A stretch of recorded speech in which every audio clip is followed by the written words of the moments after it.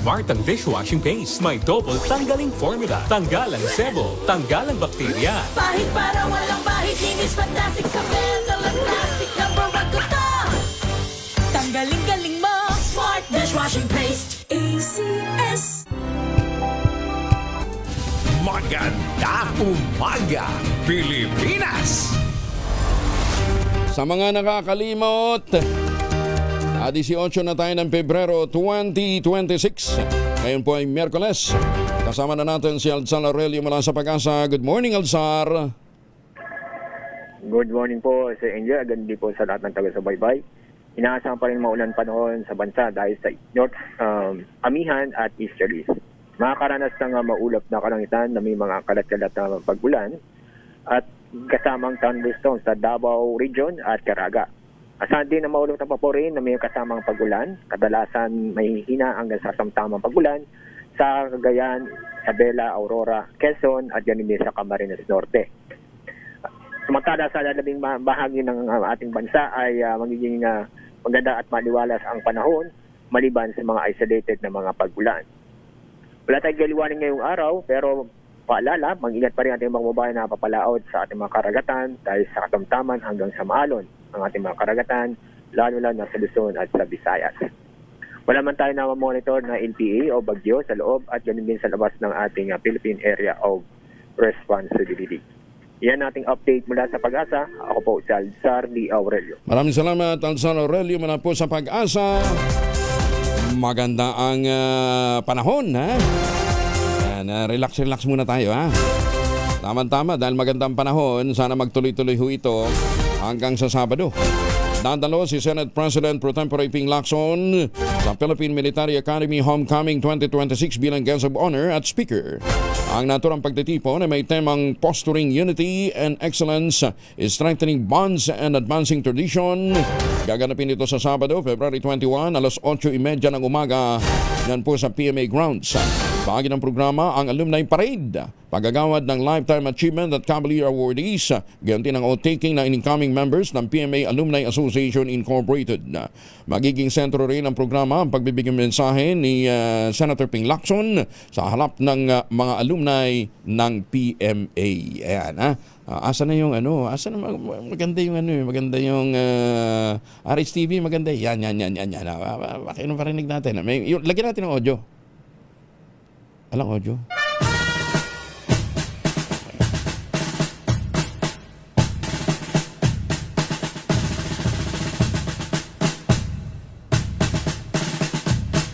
Yun.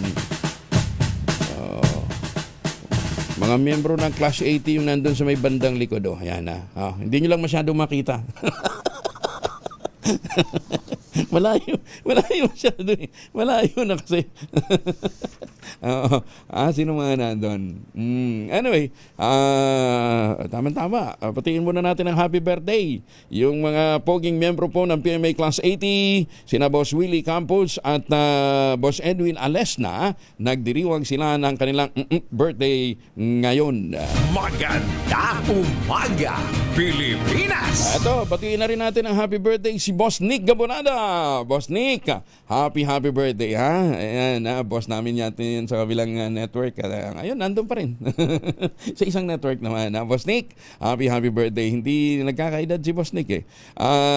Yung ating kapitbahay, si Joel Reyes Ibel, nagdiriwang din ng birthday ngayon, ha? Happy birthday, Kuya Joel. At ang aking pamangking, si Jacqueline Ablang, ay nagdiriwang din ng kanyang birthday ngayon. Ayan. Ma'am Conchita Cheng, good morning. Hindi daw muna siya natulog dahil naaabangan niya ang pagbati sa kanya. Magandang maga na imbagdabikan sa mga suki natin dyan sa Lasam, Cagayan, Bali. Magandang umaga, Pilipinas! Alam ba ninyo ang lucky color ngayon? Ang lucky color ngayong taon ay, sa Chinese New Year, ay blue. Anything na may shade daw po ng blue sa Year of the Fire Horse. Ayan, ha? Ang lucky color of the year ay blue. Kaya pala ang swerte-swerte ng mga taga Blue Ribbon Committee, ha? Biglang nagka-poultry at saka nagka-rancho yung iba. Good morning sa mga masiswerte, very lucky na mga taga Blue Ribbon. Ayan, ha? Mas mahal pala talaga ang Blue Ribbon kaysa Red Ribbon. Laki hingi. Ayan. Ay, laki hingi. Ano ba? Naman kayong ganyan. Oo. Napag-uusapan na lang din ang Blue Ribbon. Talaga bang ayaw niyong ibisigahan yung pagsha-shopping ng mga lupa at saka bahay ng ilang mga nasa gobyerno? Lalong-lalo na yung mga taga-BIR. Oo. Lalong-lalo na yung isang laki na mansyon, dami pa kondo. Oo. Madali yun nyo namang mag-check eh. Sino yun bumili ng sabay na 2 unit dyan sa Westin Residences sa likod ng Shangri-La EDSA? Oh. Madali ho ninyo matukoy. Oh. At saka madali nyo matukoy sino nagdi-deliver doon. Kasi ginawang bolt yung isang unit eh. Walang-wala. Bolt, isang condo unit, ginawang bolt. Lagayan ng datong.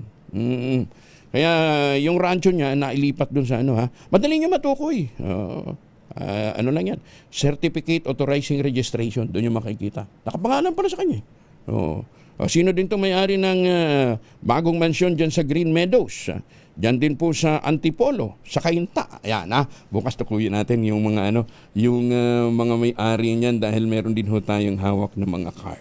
Ito pa sabi, yung pala para hindi ka pagka 3 million pesos na pala ang dapat na bayaran mo para sa tawag dito yung taxable base. Ang babayaran mo syempre na tax nun ay 3 million automatic yun by value added tax. May value added. Ang ginagawa ng iba pinabababa. Ganito taxable base ginawan 27 million kaya ang capital gains na binayaran ay 1.6 million lang. Pero ito ay property na nasa isang prime location dyan po sa Silang City sa Cavite. 578 nakapangalan kay hindi na, wag na muna. Yan kinukumpleto pa natin yung datos kung gaano karami ang sinaping na lupa nitong hinayupak na ito meron pa namili din siya ng lupa lot only sa Pasig City. Tapos ang diniklarang taxable base lang ay 4 million para ang bayaran niya ay 531,000 lang. Ayan. Pero nakatatandaan niyo yung binalitan ko sa inyo sa Labo, Camarines Norte. Ang halaga ng lupang binili, 40,000. Ang capital gains na siningil sa kanya ng BIR, 72,000. Ayan. Pagka mura ang bili mo, tatasan na para mas mataas ang negotiable rate. Ayan ito pa dito naman sa may Topside Drive, Loyola Heights, Diliman, Quezon City. Bigla siya nagkaroon ng worth 35 million property. Tapos ang capital gains na binayaran, 2.1 million. Land only. Wala pang improvement. Namili lang talaga ng lupa. Ginaya niya yung magkapatid na Yap na namili ng lupa dyan sa Quezon City. Yung hinahabol ngayon ng dahil sa mga anomalya doon sa rock netting. Yan sige, antabayanan po ninyo kaya naku, talaga. Ang Congress pala mag-iimbestiga na rin dito ho sa mga isyung ito ng LOA, Letters of Authority ng BIR. Si Congressman Kong Hoon ang mangunguna, ang nag-file po ng resolusyon na maimbestigahan ito. Bakit? Dahil ayaw imbestigahan ng Senado, kayo mag-iimbestiga. Sige, sa mga kaibigan natin dyan sa BIR, ready nyo na yung mga tuition. Maganda umaga, Pilipinas! Presyo ng manok tumaas, karneng baboy bumaba sa Monumento Market sa Caloocan. Detalye na balita mula kay Edwin Duque, Aris 23. Edwin, good morning. Ay, punta ka, Kuya Gendela. Matapos lamang isang araw, makatapos pa sa Chinese New Year. At ay makukulat ka sa presyo ng manok dahil yung 200, merong nagtataas na ng hanggang 220 pesos per kilo. Yung presyo naman ng karne ang bumaba dahil yung 280 na bumaba pa ng 270 at ang kung mayroon mang kunting nagbaba, mayroon hanggang 290 pero mas mababa na rin ito kumpara doon sa 300 pesos na makailan. Ang pork chop 290, ang giniling ay 270 rin ang pigi, abang itong pataulihan at unahan ay mamimili lamang ng 260 to 280 pesos. Yung yen po ang mas tumaas naman mula sa 360 ay 290 pesos. Ang baka ko yung gel magugulat ka rin dahil matapos yung halos 2 hanggang 3 buwan mula nung bagong taon ay nagtas ng 460 ngayon, panibagong 20 pesos ang itinaas. 280 ang presyo ngayon ng baka. Bumaba naman ang presyo ng mga isda tulad ng bangus, 200 mula sa dating 240. Ang bangus galing naman ng Bulacan at Pampanga, makakabili ka ng 180 bawat kilo. Ito yung malalaking klase. Pero ang tilapia nanatiling 140 pesos bawat kilo. Ang galunggong ang nanatiling 280 pesos bawat kilo. Ang yellowfin ay 300 pesos.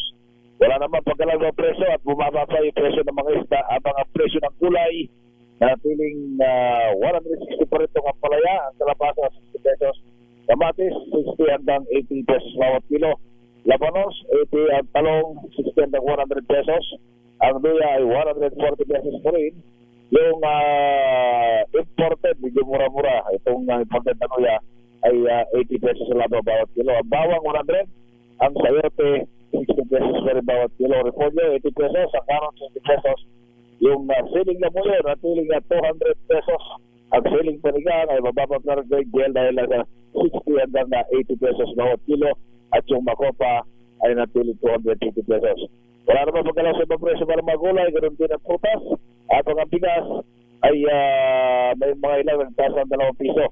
Ang Japanese rice mula sa dati 56, ayun ay 58 pesos. Ang red rice 62, ang hasmin ay 53 pa rin. Ang brown rice 56. Yung bago mga reporte at yung balagkit naman ay walang pagkalaw sa presyo ng balagkit niya dahil ang pinakamura 58. Pangalawa itong maganda-ganda 80 pesos. Yung pinakamaganda bago balagkit ay 100 pesos. Kaya tigpahit sa monitoring ang report mula pa rin dito sa Punandong Market sa Caloocan na responding team. E bindukin ang ulan sa Tisa Rachel sa Pilipinas, una sa Pilipinas. Maraming salamat, Edwin. Pumirma naman ang Department of Agriculture at Department of Tourism ng isang memorandum of agreement na naglalayong baguhin ang sakahang panturismo, higpitan ang ugnayan sa pagitan ng produksyon ng pagkain at ang lumalawak na industriya ng turismo sa bansa. Isinapormal ni Tourism Secretary Cristina Garcia Prasco at Agriculture Secretary Francisco Tulorel ang partnership. At nagkasundong ihanay ang mga programa, infrastruktura at promotion ng kanilang mga ahensya upang maipwesto ang Pilipinas bilang pangunahing food at gastronomy destination sa Asia. Talaga namang nauuso na yung farm tourism eh. Ang kasunduan ay nakaangkla sa mga umiiral na pambansang polisiya kabilang ang nakasaad sa 1987 Constitution na nag-aata sa Estado na suportahan ang agrikultura sa pamamagitan ng pagsasaliksik o research, technology, financing at marketing assistance. Ang Tourism Act of 2009 naman ay nagsusulong ng agritourism, naglalayong mapaunlad ang mga kanayunan. Ang Farm Development Act of 2016 ay nagdideklara ng farm tourism bilang isang pangunahing strategy para mapanatili ang paglago ng kanayunan. At ang Agriculture and Fisheries Modernization Act of 1997 o APMA ay nag-aatas naman sa DA na gawing moderno ang agrikultura at pangisdaan upang mapatas ang kita at produksyon.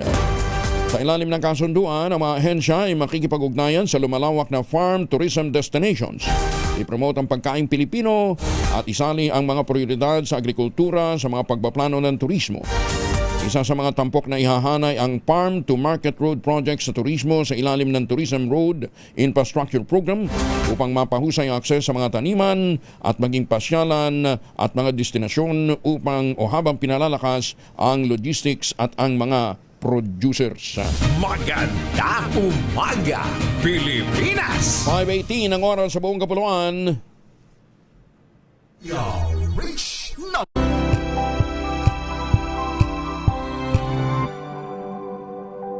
Sa lahat ng bagay, simula pa lang, siguraduhing max protection na. Kasi pag kulang ang proteksyon, baka madaling masira. Sa ngipin, dapat may Max Protection din. Max sa alaga ng unique toothpaste. With Max Protect Formula, help stop cavities before they start, while keeping breath fresh. Try unique Maximum Fluoride Protection. Para Max sa alaga, Max Protektado. ACS. Wow, ang saya.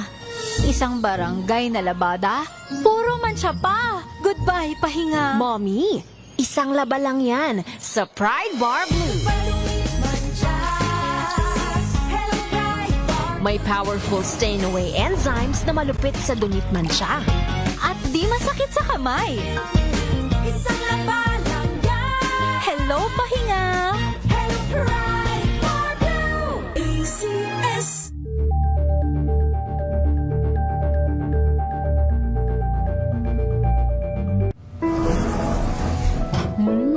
Amoy forever. Amoy LQ.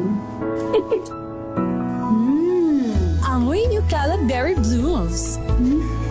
Amoy Cala, amoy good vibes.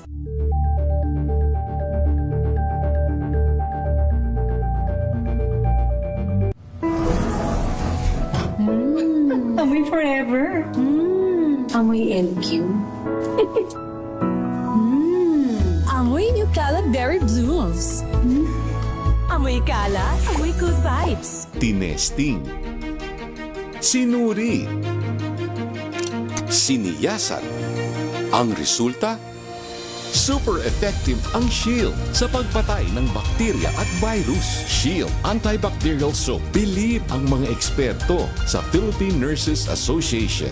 At si Mami, Tiwala ako sa Shield. Shield Antibacterial Soap. Napatunayang mabisa. Ang mga nurse, tiwala. ACS. Amoy forever. Amoy LQ. Amoy New Cala Berry Blooms. Amoy Cala, amoy good vibes.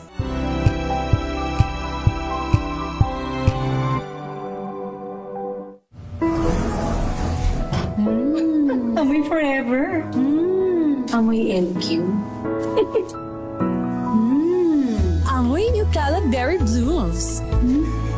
Amoy Cala, amoy good vibes. NBC Milliones. NBC Milliones. Mamimigay na naman kami dito sa MBC ng 1 million pesos! Sa isang malinis na papel, ilagay ang iyong name, age, address, phone number at pirmahan. Ipasok sa loob ng isang white legal-sized envelope. Kalakip ang alinman sa mga required proof of purchase o POP. At sa labas ng envelope, ilagay ang MBC Millones 2026, ang POP na ginamit at ang MBC station na iyong sasalihan. Ihulog ang iyong entry sa mga drop boxes na matatagpuan sa MBC station sa inyong lugar. DZRH, Love Radio, Yes FM, Easy Rock, Aksyon Radio. Pagkakataon na manalo ng hanggang 1 million pesos sa Grand Draw at libo-libo pa in cash prizes sa 10 weekly draws sa mga MBC stations nationwide. Dito sa MBC Millones 2026. Sali na! MBC Millones is brought to you by Pride Detergent, Smart Dishwashing, Shield Bath Soap, Unique Toothpaste, White Rose, Charm Fabcon, Star Wax Floor Wax, San Miguel Pale Pilsen. See posters or visit our Facebook page for more details. Promo period is from January 10 to March 27, 2026. DTI Fair Trade Permit number FTEB 244864, series of 2025. Drink responsibly. Amoy forever. Amoy LQ. Amoy New Cala Berry Blooms. Amoy Cala, amoy good vibes.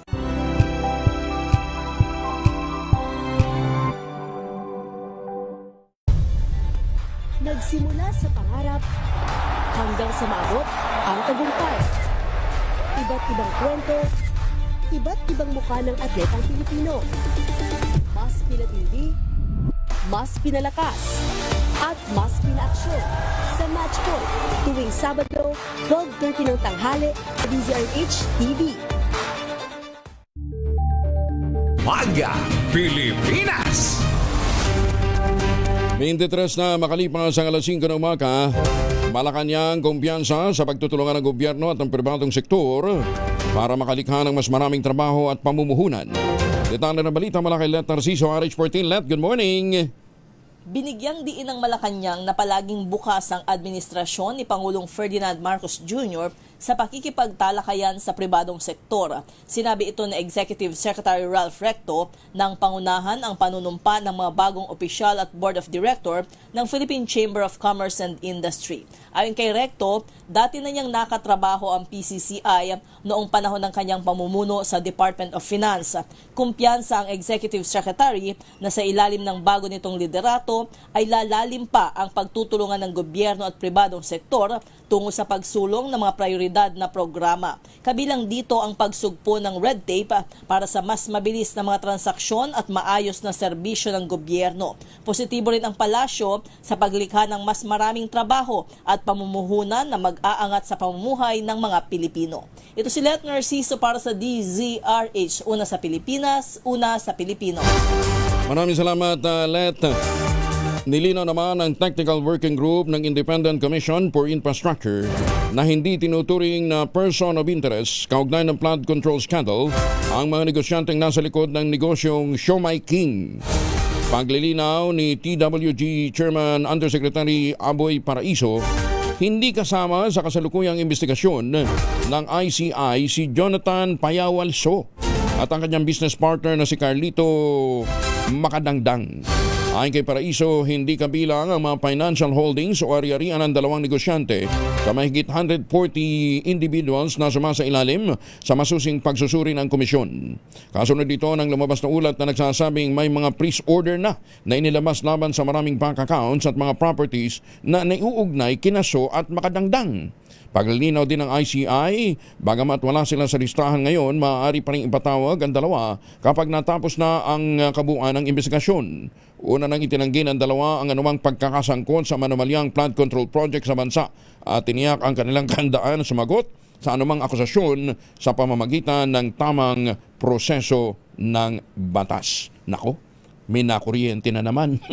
Magandang umaga, Pilipinas! May nakuryente na naman na naglabas ho ng kung ano-anong mga balita sa social media tungkol po kay Siomai King. Ano ha? Bakit naman kasi nagpapakalat ng mga dapat yun yung mga ganyang columnists pinapanagot din sa pagpapakalat ng fake news. Nanindigan naman ang Bureau of Customs na ang kanilang katapatan sa serbisyo matapos maitala ang makasaysayang tagumpay sa operasyon laban sa iligal na kalakalan sa bansa. Pagtitiyak ni Customs Commissioner Ariel Nepomuceno, hindi titigil ang mga kawani ng BOC sa kanilang anti-smuggling operation at mananatiling gabay ng BOC sa pagpapatupad ng tungkulin ang integridad, pananagutan at profesionalismo. Sa datos na inilabas ng BOC, umabot ng kabuuang 61.70 billion pesos ang halaga ng mga puslit na mga produkto na matagumpay na nakumpiska ng ahensya mula Enero hanggang Disyembre ng 2025. Sinabi pa ni Nepomuceno, patunay ito na mas pinahigpit na ang kampanya ng pamahalaan upang masawatang operasyon ng smuggling sa bansa. Wala mang nanalong individual sa jackpot prize na 658 Ultra Lotto draw noong linggo ng gabi. 1.5 million pesos na halaga pa rin ang premyo ang inilabas ng Philippine Amusement o Philippine Charity Sipsix Office o PCSO. Ito ay para sa nakakuha ng 5 mula sa 6 na kombinasyon ng Ultra Lotto, yung 56, 26, 57, 33, 52 at 23. Ayon sa PCSO, 3 nakakuha ng second prize at maghahati sila sa nasabing halaga. 28 na iba pang mananaya naman ang nanalo ng tig 5,882 pesos matapos makakuha ng 4 mula sa 6 na numero. Ang 658 Ultra Lotto ay binobola tuwing araw na Martes, Biyernes at Linggo. Ayun ha. Umabot na sa 116 ang mga bus at public utility vehicles o mga PUV terminal ang napadalhan ng Land Transportation Office and Regulatory Board ng show cause order at notice to comply.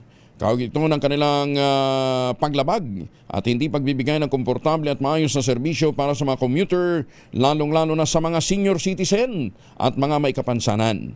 Kasunod nito ng isinagawang inspeksyon ng LTFRB sa mga bus at mga PUB terminal kung saan tumambad ang mga sirang palikuran sa terminal, masisikip na espasyo at kakulangan ng seguridad at marami pang mga violations. Magandang umaga, Pilipinas! At sa mga bibiyahe, hindi lagi din hong magmaon ng proteksyon laban sa mikrobyo.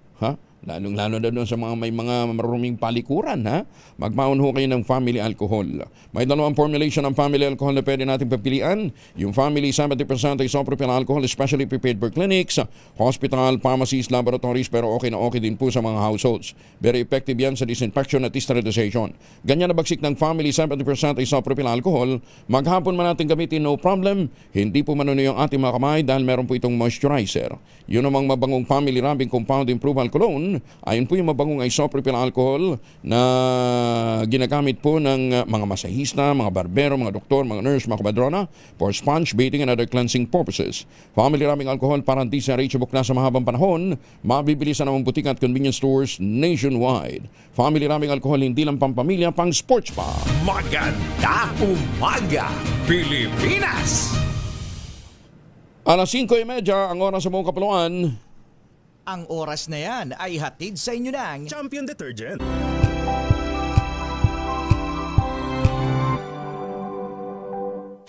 Maulan man, no worries na amoy kulob ang damit. Charm, Fabcon, bangong kumakabloom, tanggal amoy kulob sa bango ng Charm. Kaya gamit ko, Charm Fabcon with Bloom Fresh technology. Kills 99.9% of kulob-causing bacteria.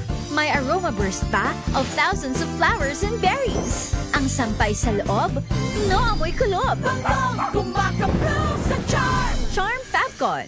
ACS.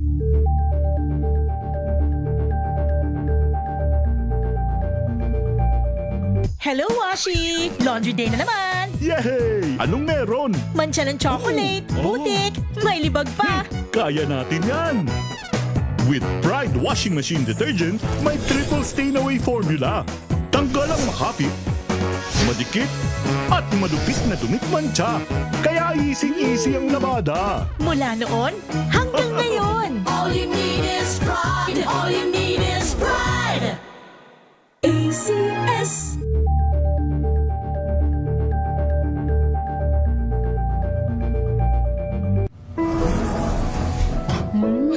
Amoy forever. Amoy LQ. Amoy New Caleb Berry Blooms. Amoy kala, amoy good vibes.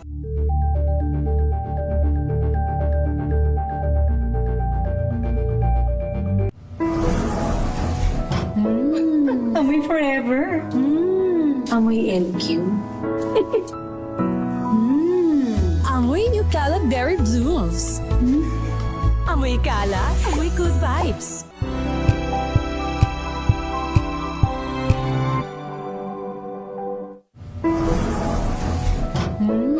Amoy forever. Amoy LQ. Amoy New Caleb Berry Blooms. Amoy kala, amoy good vibes.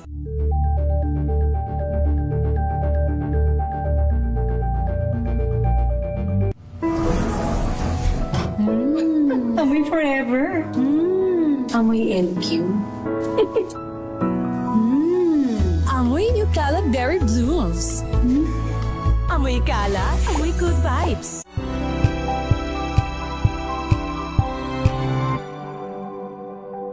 Curious ka ba sa maraming bagay?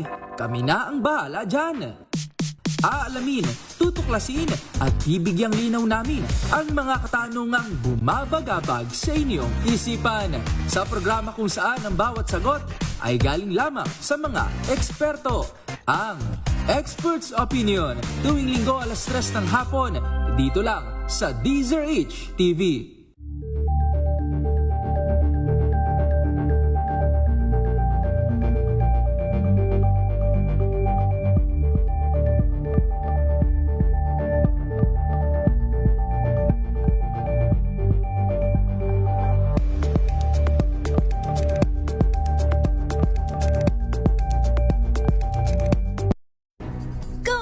vibes ang hanap mo?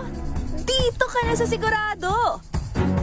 Mula sa mga istoryang nagbibigay ng inspirasyon hanggang sa mga kwentong may dalang solusyon.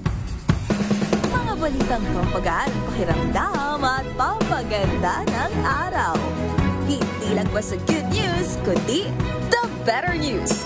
Mula Lunes hanggang Biyernes, 1:00 ng tanghali sa DZRH TV.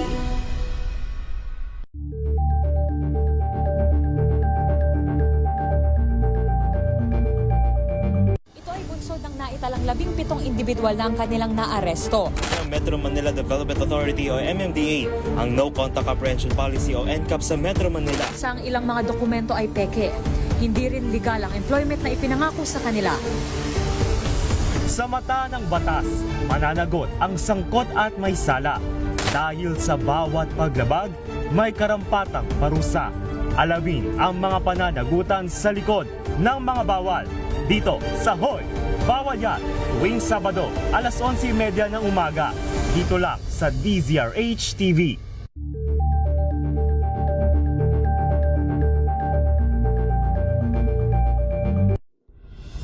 Tuloy-tuloy ang pagtulong, tuloy-tuloy ang pagseserbisyo at tuloy-tuloy ang balitaan kasama si May Binauhan sa Operation Tulong mula Lunes hanggang Biyernes.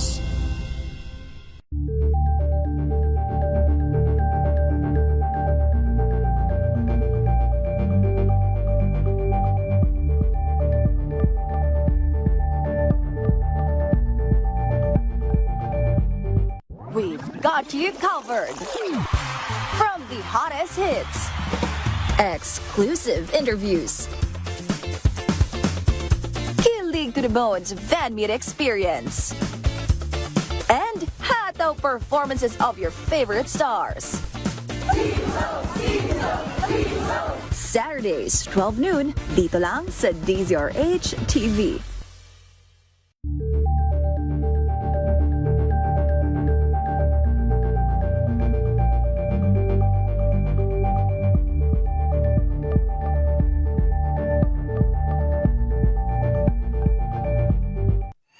Mga balitang gigising sa inyong umaga. Mga balitang kailangan mong malaman. Mapapakinggan sa ACS Balita sa 2x2. Kasama sina Anthony Taberna at Jerry Baha. Lunes hanggang Biyernes.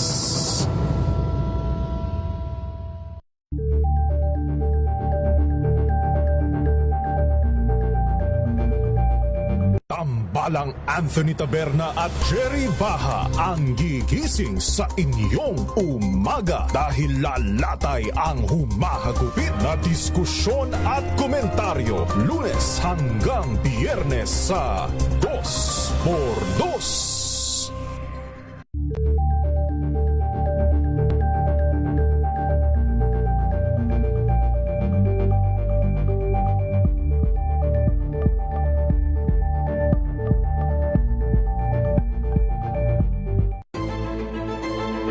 Pakikinggan ang bawat panig.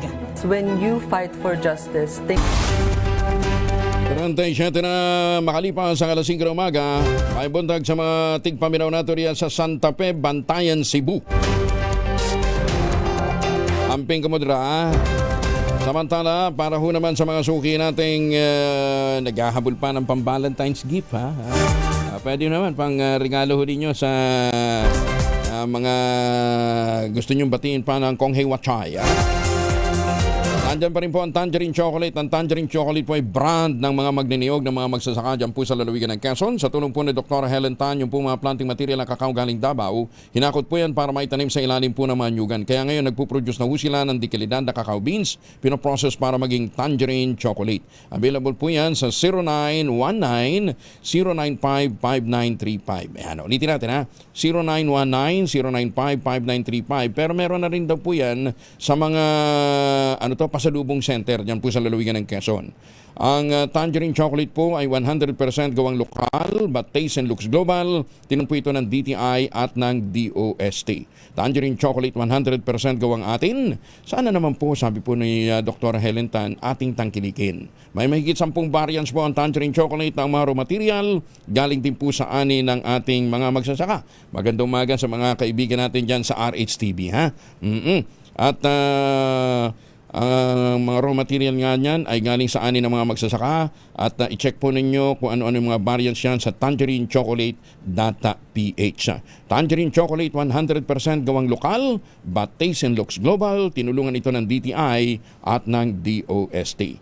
Tangerine chocolate 100% gawang atin. Sabi po ni Dr. Helen Tan, sana naman ay ating tangkilikin. Umaga, Pilipinas! Ay, sa mga gusto pang humabol sa mahiwagang tunog, nagkakahalaga ngayon ng 15,000. Mahiwagang tunog! 15,000 pesos ang premyo sa mahiwagang tunog.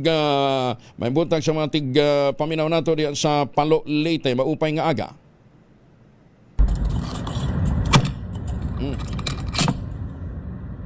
Ayan, nakikita ho ninyo doon sa background habang may tig-tig, gano'n. Yan. Kasi something mechanical ho yan, na gumagalaw.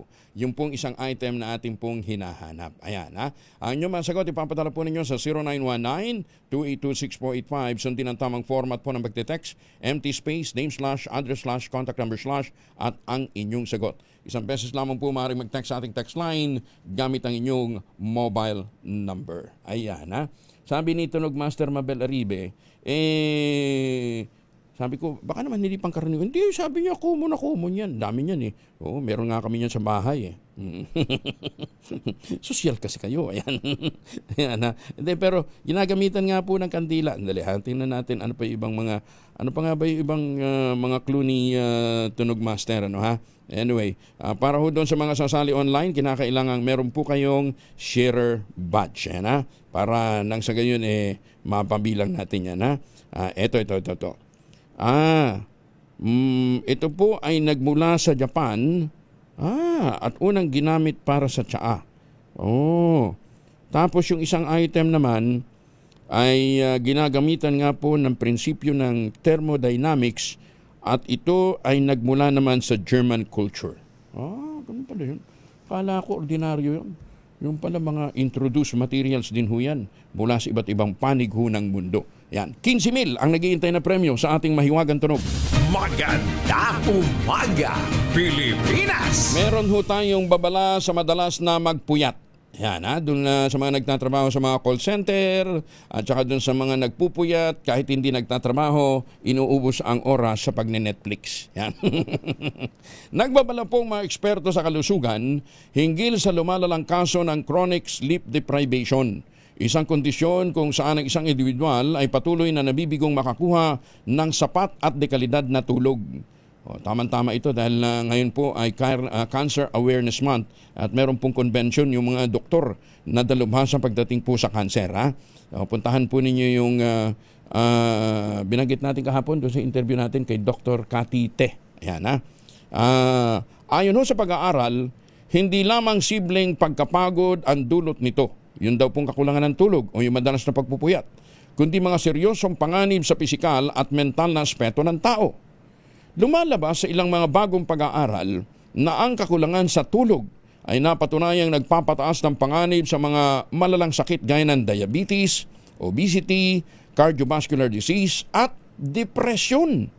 Bukod dito, malaki rin ang epekto nito sa kakayahan ng utak na mag-isip ng tama. Kaya pala yung mga sumabit sa blood control natin na napupuyat, hindi na makapag-isip ng tama. Tira na lang kung ano-ano. Ito ho yung mga pwedeng mangyari kapag kulang ka ng tulog. Madaling pagkairita. Mainitin ang ulo. Anxiety at matinding pagkapagod. Pagtaas ng presyon sa dugo. Mahinang resistensya at panganib ng stroke o sakit sa puso.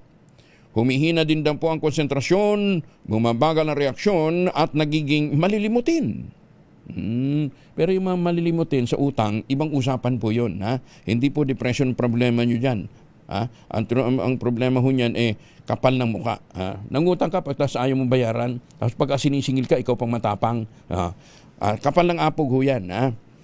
Madalas na pagsakit ng ulo, panginginig ng katawan at ang panganib sa mapanganib na microsleep o microsleeps o ang biglang pagpikit ng ilang segundo nang hindi namamalayan. Ito ho ang dahilan kung bakit maraming aksidente ngayon sa mga lansangan. Yung pong tinatawag na microsleep.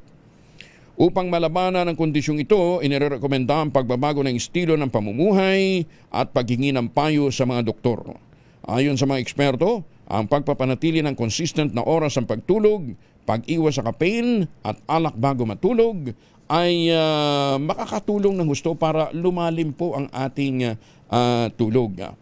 Ang pagsasailalim din sa cognitive behavioral therapy for insomnia ay ilan sa mga epektibong paraan upang maibalik na maayos ang ating pahinga o yung pong ating sleep. Pinapayuhan din ng publiko na huwag baliwalain ang puyat dahil ang kakulangan ng tulog, lalong-lalo na yung nagtatrabaho sa night shift, ay nakakaapekto sa pang-araw-araw na gawain. Pinakamainam na kumonsulta agad sa doktor upang matukoy kung may mas malalim pang dahilan ang hindi pagkatulog. Ayan, ha? Kaya kung kayo ho'y maraming mga iniisip, marami pong mga bumabagabag ho sa inyo, no, ha? Lalong-lalo na yung mga bayarin, ano, ha? Hanapan ho kagad ninyo ng solusyon, ano, ha? Nang sa gayon, kayo po ay huwag mapuyat. Maganda umaga, Pilipinas! 45 makalipas ang alas 5 ng umaga.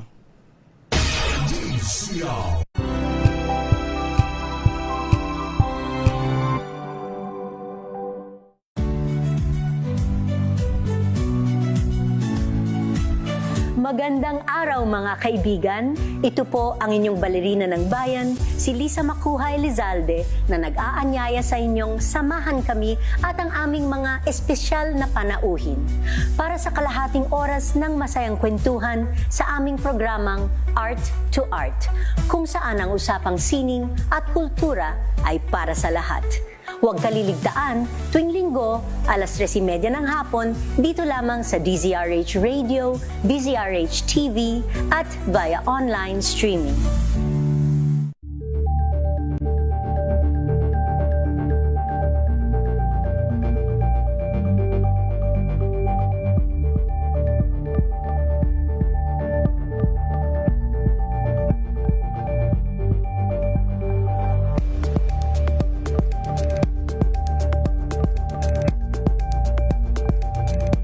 Alamin ang mga maiinit na isyung pambayan, mga balitang kailangan mong malaman, usapin sa pamahalaan, politika, ekonomiya at kabuhayan. Ito ang mga dapat mong malaman, pakialaman at pag-uusapan dahil kayo ang tinig ng mamamayan dito sa Damdaming Bayan. Live sa DZRH Radio, DZRH TV at DZRH Digital. Kasama sina Lakay, Deo Macalma at Elaine Apit. Araw-araw, Lunes hanggang Biyernes. Damdaming Bayan.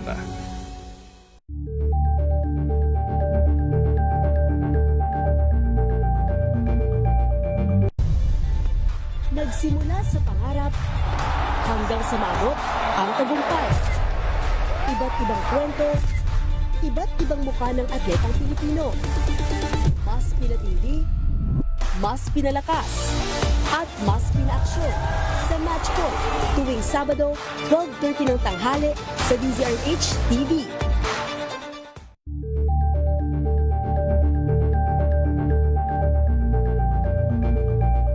Curious ka ba sa maraming bagay? Kami na ang bahala dyan. Aalamin, tutuklasin at bibigyang linaw namin ang mga katanungang bumabagabag sa inyong isipan. Sa programa kung saan ang bawat sagot ay galing lamang sa mga eksperto. Ang Expert's Opinion, tuwing linggo alas 3 ng hapon, dito lang sa DZRH TV.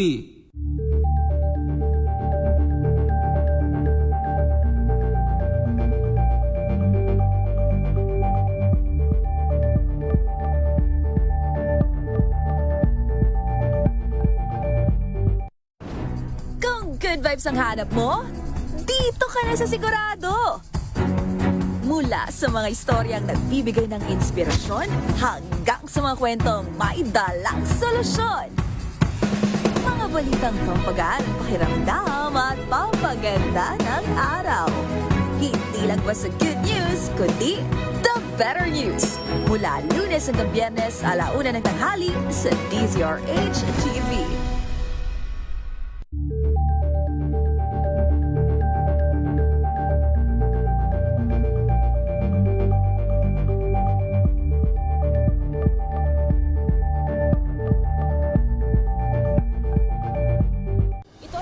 Naitalang 17 individual na ang kanilang naaresto. Ng Metro Manila Development Authority o MMDA ang No Contact Apprehension Policy o NCAP sa Metro Manila. Sa ang ilang mga dokumento ay peke. Hindi rin legal ang employment na ipinangako sa kanila. Sa mata ng batas, mananagot ang sangkot at may sala. Dahil sa bawat paglabag, may karampatang parusa.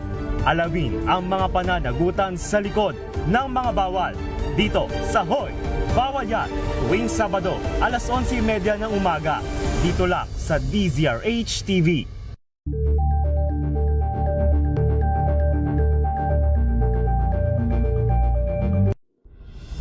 Tuloy-tuloy ang pagtulong, tuloy-tuloy ang pagseserbisyo, at tuloy-tuloy ang balitaan. Kasas! 11 and then naman 10 minutes naman. 10 minutes bago po mag-isa sa umaga. Oy, nananakita bang inyong mga kasukasuan? Nagkaka-wrinkles ba? Humihina bang kalamnan? Epekto po yan ng pagtanda. Ipinakikilala po ang Ultraplex, isang health drink mula po sa lumikha ng Ultabio, backed by Japanese technology. Ang Ultraplex ay may HCG complex, hydrolyzed marine collagen para sa skin at joints, HMB pampalakas ng muscles, at glucosa green para naman sa ginhawa ng kasukasuan. Available in coffee with stevia at powdered drink mix. Kayang bawiin ang galaw, sigla at ganda kahit nagkakaedad na with proper diet and exercise. Hanapin lamang po ang Ultraplex sa Shopee, Lazada at ultabio.shop. Ang Ultraplex po ay hindi gamot at hindi pwedeng gamiting panggamot sa anumang uri ng sakit. If symptoms persist, consult your doctor. Bagong balita, bagong impormasyon. Kasama si Kuyang Angelo Palmones. Magandang umaga, Pilipinas!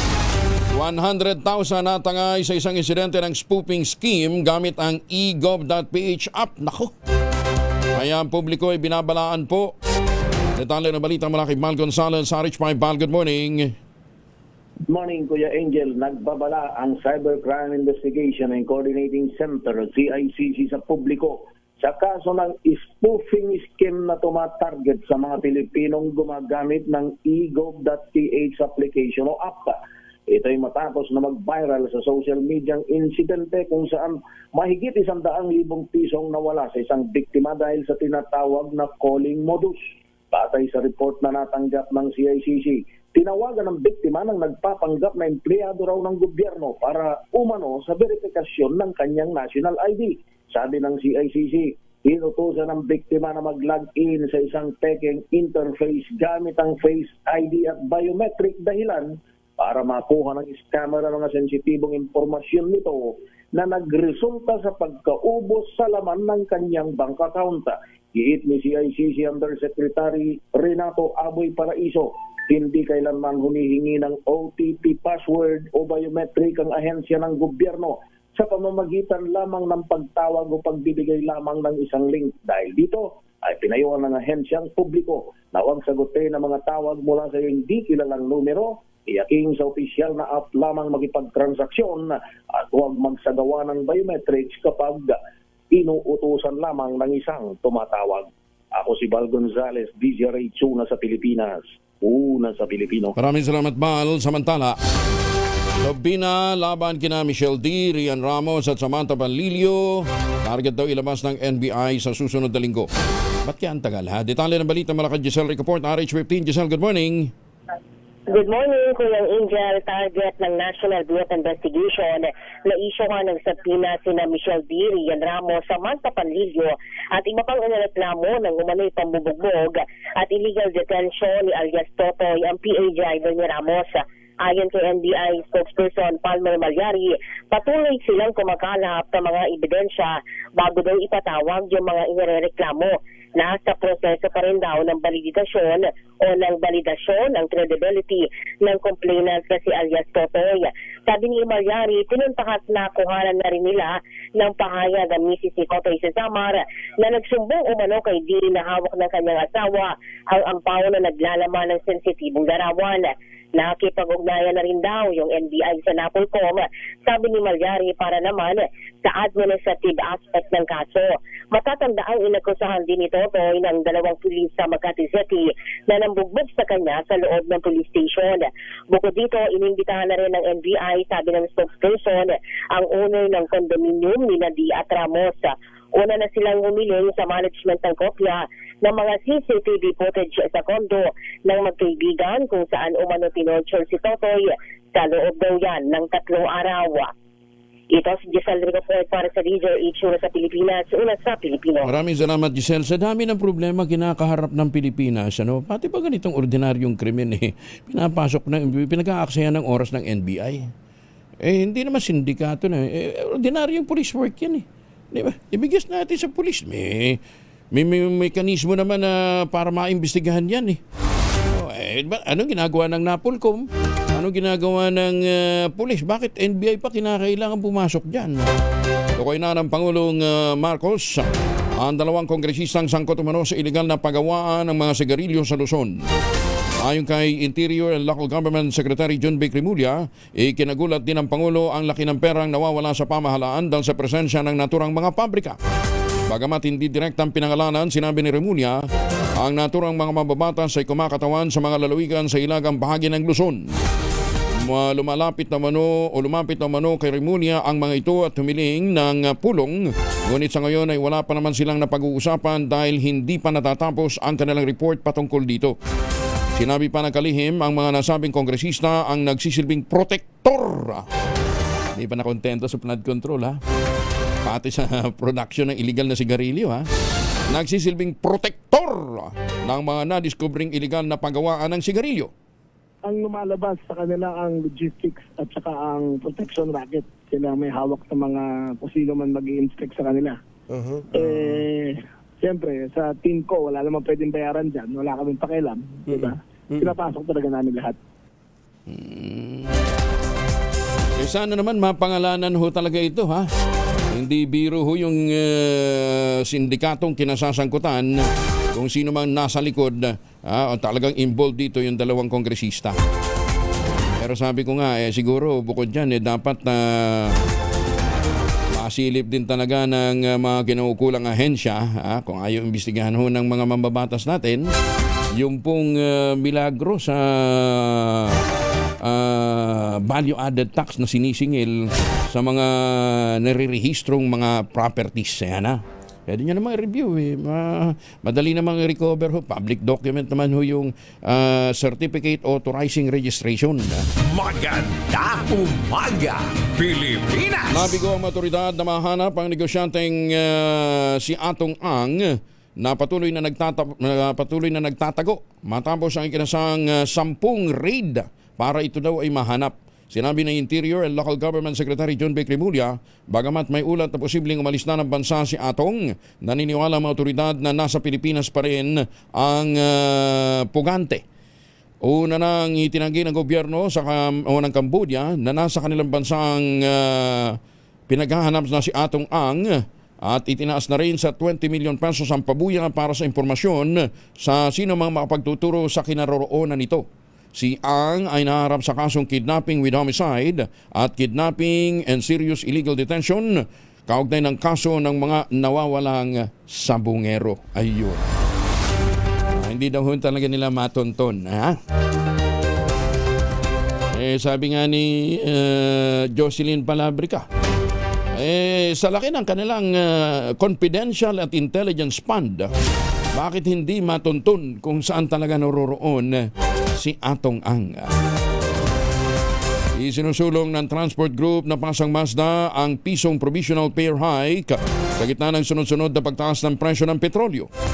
Ayon sa Pasang Mazda President na si Obet Martin, lubhang apektado ang kanilang hanay dahil sa patuloy na pagtaas ng fuel prices. Umaasa rin sila na mauunawaan ito ng mga opisyal ng Department of Transportation, yan din ang Land Transportation, Franchising and Regulatory Board. Sakaling maaprubahan, pansamantalang itataas ang minimum base fare ng jeep ng ngayon po ay 13 pesos, gagawin ng 14. Nitong Martes, higit pisong itinaas sa presyo ng gasolina habang 60 centavos naman sa kada litro ng diesel at kerosene. Ito ng ika-6 na sunod na linggo ng pagtaas ng halaga ng petrolyo. Bagong balita, bagong impormasyon. Kasama si Kuya Angelo Palmones. Magandang umaga, Pilipinas!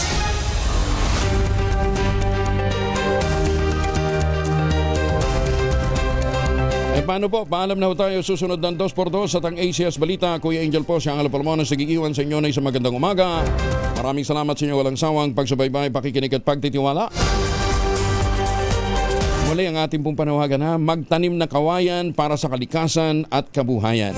Ang ating quote of the day ngayong araw nito ay mula po kay Pythagoras. Ano nag-aaral tayo, di ba? Alam natin yung Pythagorean theorem. Pythagorean theorem, tungkol sa geometry ito eh. Akala nyo, hindi ko na-research. Baka mamaya sabihin nyo, ano ba yung Pythagorean theory? Ano ha? May kinalaman ho ito sa ano? May kinalaman po ito sa angle. Yan ha? Ang Pythagorean theorem po, yung pong geometric theory that the sum of squares of the legs of a right triangle is equal to the square of hypotenuse o yung side of the right, the side opposite of right angle. Ayan ha. Ang nagpauso ho niyan, turo ho niyan, nag-iwan ho ng aral na yan ay si Pythagoras, isa pong Greek philosopher. Ayan. Ang sabi niya, it is better, wala. Asa na? Wala. It is better to be silent than to dispute with the ignorant. Ayan. Kaya pala, meron isa dyan, tatahi-tahimik lang. Sarip na kontrahin yung mga banat sa kanya. Ha? 2x2 at ACS Balita. Susunod na sa ilang saglit. Oras sa buong kapuluan. Magandang umaga, Pilipinas! ACS na ng umaga. This time check is brought to you by ACS Manufacturing Corporation, ISO certified, maker of world-class quality Pride detergent.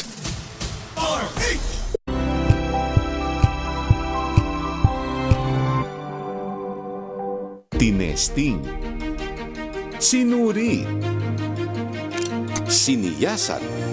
Ang resulta? Super effective ang Shield sa pagpatay ng bakterya at virus. Shield Antibacterial Soap. Believe ang mga eksperto sa Philippine Nurses Association. At si Mami. Tiwala ako sa Shield.